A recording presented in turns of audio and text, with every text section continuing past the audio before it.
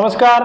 Comparison coding मॅथ्सची शाखा असलेली बुद्धिमत्ता आणि बुद्धिमत्तेतला एक महत्त्वाचा टॉपिक कंपॅरिझन कोडिंग म्हणजेच तुलनात्मक संकेतन.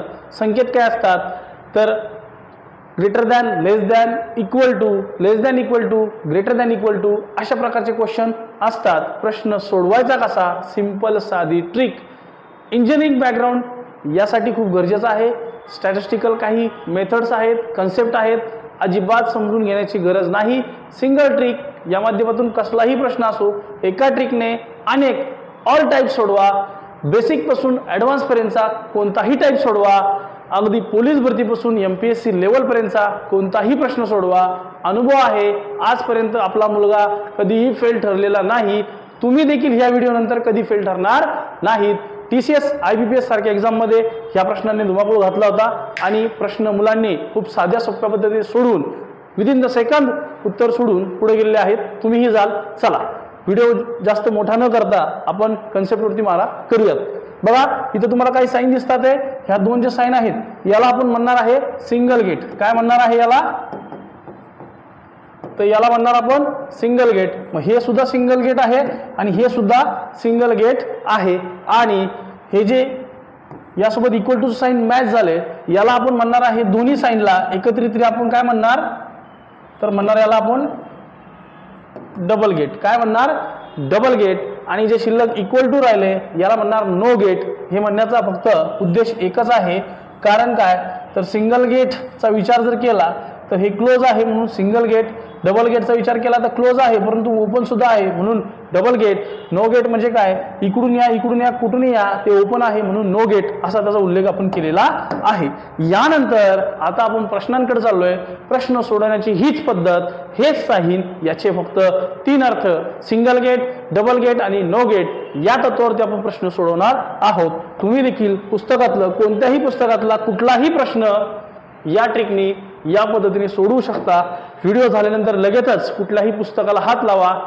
उत्तर नाही आलं तर मी माझा नंबर देतोय, बिनधास्त वरती कॉन्टॅक्ट करू शकता. चला प्रश्न पहिला जर पाहिला तर पुढे काही विधाने देण्यात आलेली आहेत आणि त्याखाली त्यावर आधारित निष्कर्ष देण्यात आले आहेत.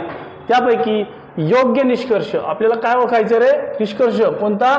योग्य निष्कर्ष ओळखा असं म्हटलंय.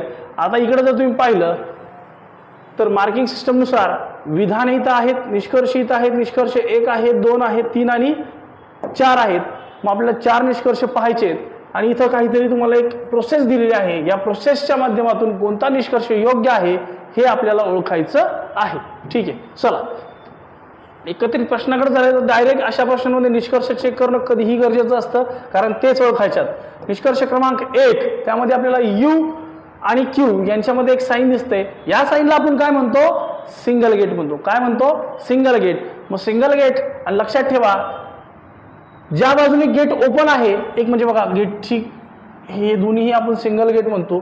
तर इकडच्या बाजूने जर विचार केला तर गेट काय आहे तर गेट आपलं क्लोज आहे, बंद आहे. या बाजूने विचार केला तर गेट काय आहे? ओपन आहे. कळतंय का? हीच मेथड आपल्याला सगळ्या साईनच्या बाबतीत वापरायची आहे. चला प्रश्न निष्कर्ष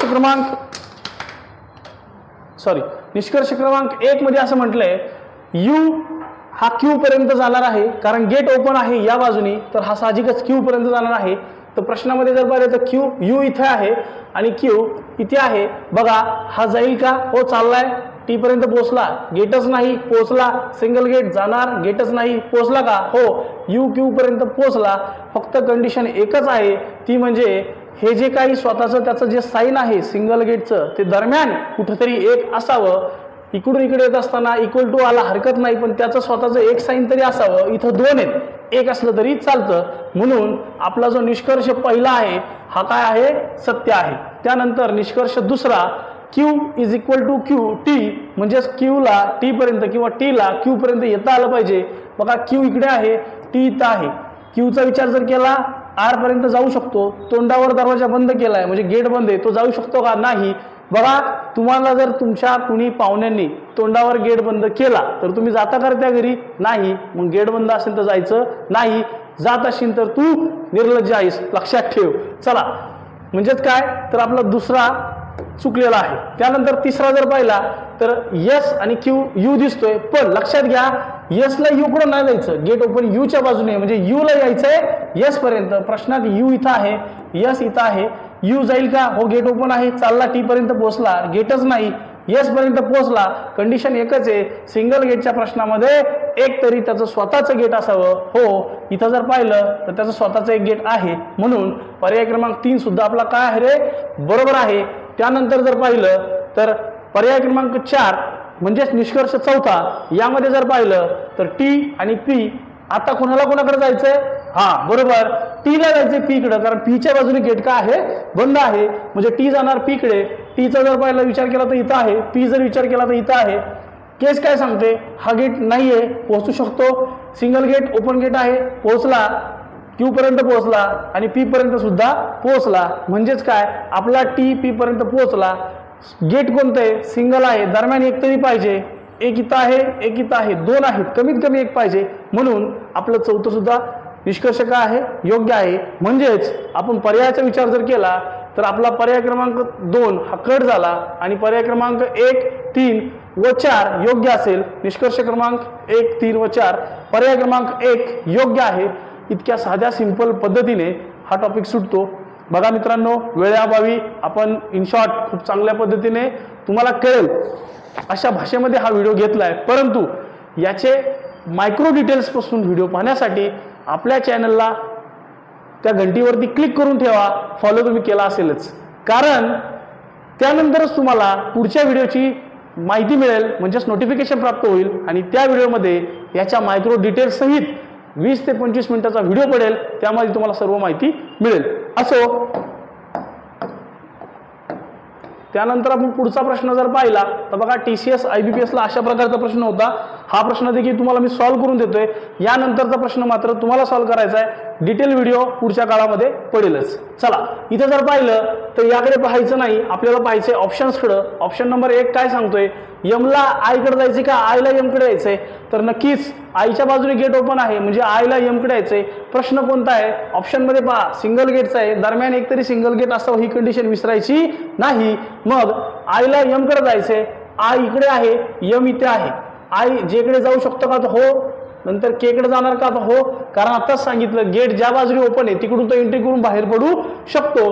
के पर्यंत पोहोचला, गेटच नाही, एल पर्यंत पोहोचला, एम पर्यंत देखील पोहोचला, दरम्यान एक तरी त्याचं स्वतःचं साईन असावं। मग ते साईन असंच असावं असं काही नाही, ते सिंगल गेट असावं। सिंगल गेट दरम्यान आहे का रे? आहे, म्हणून आपला निष्कर्ष 1 बरोबर। त्यानंतर बघा बहुपर्यायी प्रश्न आहे, त्यामुळे आपल्याला सर्वच ऑप्शन चेक करावे लागतील। ऑप्शन दुसरा जर चेक केला तर एच ला के कडे जायचंय, आपला एच कुठे आहे? तर इथं आहे, के इकडे आहे, एच जाऊ शकतो का आय पर्यंत? हो, जे पर्यंत पोहोचला, के पर्यंत पण पोहोचला, दरम्यान त्याचं एक तरी साईन असावं, आहे का? आहे, म्हणून पर्याय दुसराही बरोबर। त्यानंतर तिसरा जर विचार केला तर यल ला आय पर्यंत पोहोचायचंय, मार्किंग करून घ्या, यल इकडे, आय इथे, यल के पर्यंत जाईल का? हो, गेटच नाहीये, आणि के तोंडावर गेट बंद केलं, निर्लज्ज तर तो नाहीये, त्यामुळे हा जाणार नाही, म्हणून पर्याय तिसरा आपला एलिमिनेट झाला। त्यानंतर पर्याय क्रमांक 4 जर पाहिला तर जे ला जायचं यम पर्यंत, जे कुठे आहे? तर जे इथे आहे, यम इथे आहे, जे के पर्यंत पोहोचला, गेट नाही, एल पर्यंत देखील पोहोचला, एल नंतर यम देखील पर्यंत देखील पोहोचला। प्रश्न काय आहे? सिंगल गेटचा, दरम्यान एक तरी सिंगल आहे का? आहे, म्हणून आपला चौथा देखील पर्याय योग्य आहे। मग आता जर पाहिलं तिसरा पर्याय आपला प्रश्नामध्ये कट झालाय, म्हणजेच पर्याय क्रमांक 1, 2 व 4, पर्याय क्रमांक 1, 2 व 4 अकॅडमीने एक नवीन पोलीस भरतीसाठी फास्ट ट्रॅक बॅच सुरू केलेली आहे। ती बॅच येत्या 20 मे पासून सुरू होते। बॅचबद्दल जर तुम्ही स्वतः MPSC करत असाल तर नक्कीच तुमच्या मित्रमैत्रिणींपर्यंत ही माहिती पोहोचवा। जर पालक असाल तर आपल्या मुलासाठी ही बॅच तुम्ही जॉईन करू शकता। नवीन मुलं असाल तर नक्कीच तुमचं वेलकम आहे। येणाऱ्या पोलीस भरतीत तुम्हाला चांगला कंटेंट, चांगले शिक्षक आणि चांगलं मार्गदर्शन होईल। त्यासाठी आम्ही 2 दिवसाचा डेमोही ठेवलेला आहे। 2 दिवस डेमो करा, मग ठरवा ॲडमिशन करायचं की नाही। असो, भेटूयात पुढच्या लेक्चरला, तोपर्यंत धन्यवाद। जमलं का?